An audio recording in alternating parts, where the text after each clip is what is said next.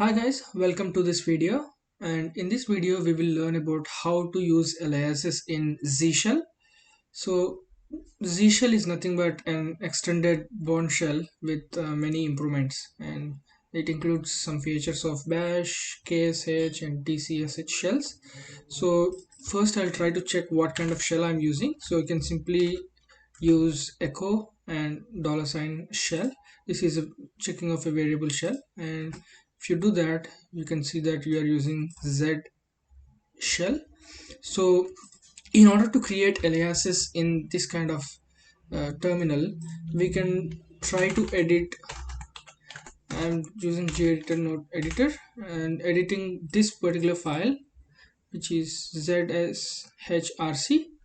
And if I go inside that file, I have already created quite a few aliases for myself for setting up an automatic open VPN, or for references of evil WinRM, or automatically spinning up SMB server, or you can do anything. So for suppose if I want to um, directly go into downloads folder with just c down, instead of typing cd slash home slash kali slash downloads or stuff like that, I'll just do this c down equal to cd. What do I want to do?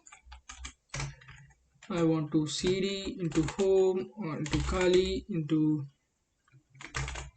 downloads maybe, and that's it. That's all you need to do, and I'll save that file. And now it doesn't work straight away because we need to log out and log in again. So I'll do that. Log out, just give a couple of seconds, and log in again. So once you logged in, I always use root terminal for ease. So now I can simply type c down